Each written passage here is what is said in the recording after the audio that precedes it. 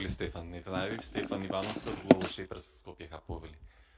Добар ден на сите, почитуван председателе, почитувани колеги, представници на академската, јавната и на граѓанските здруженија, колеги новинари.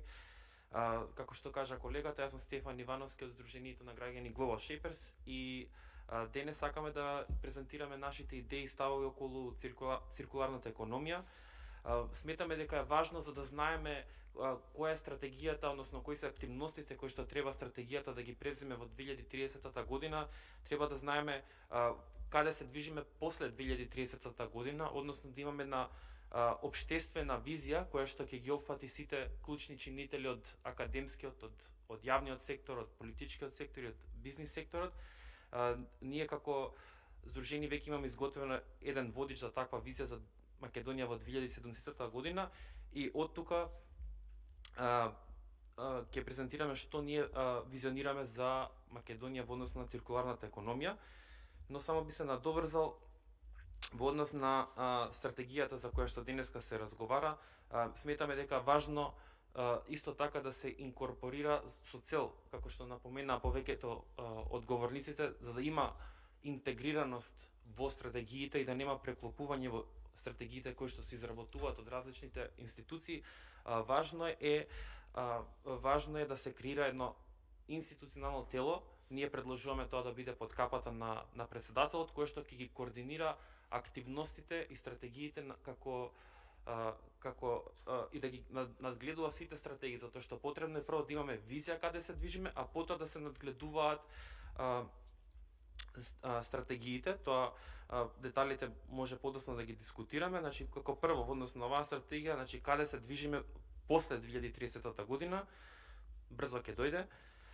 Кои се основните вредности кои што секоја активност поединечна ќе ги содржи во секоја фаза и во секој сегмент.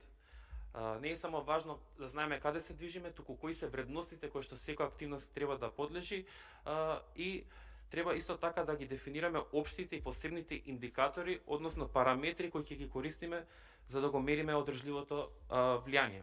Еве конкретно за циркуларна економија, ова е една од 176 визии за Македонија за 2017 година што ние изготвиме, а тоа е Македонија е земја која што ги реупотребува и обновува своите ресурси. Како вредности имаме дефинирано 4, само одржливост во однос на активностите, тие треба да бидат одржливи и после промената на одредени политички или бизнис структури, затоа што се менуваат организациите, се менуваат луѓето на институциите.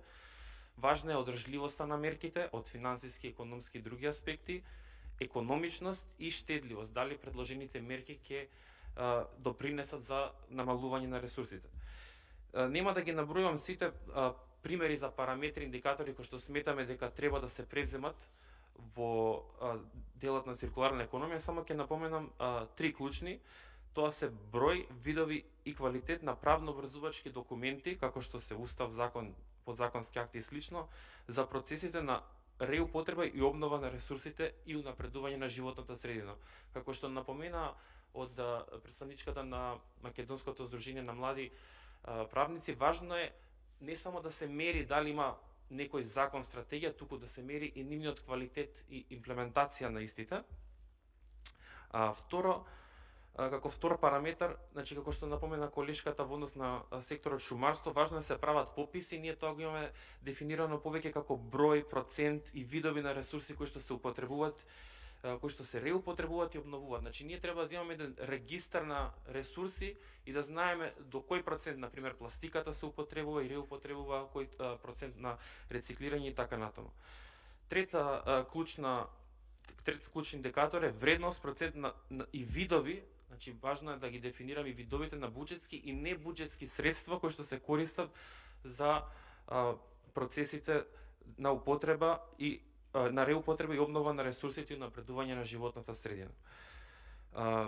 Тоа е во однос на циркуларната економија и само сакаме да дадем исто така еден конкретен пример во однос за крај за водите, односно водата како ресурс кој што ќе се користи во таа циркуларна економија, и пораката до председателот е ова исто како конкретна идеја до 2030 кој што може да се имплементира е доколку се имплементира правото на водата и санитација како основно човеково право во уставот и се централизира раководењето со водите во едно управно тело како што или агенција, ќе се заштити јавниот интерес за зачувување на овој ресурс. Најпрво до 2030 треба да се усвои нова легислативна рамка која ќе го отвори патот за централизација на раководењето во фази се до целосно преземање на управувањето од ново формираното тело во 2030 година.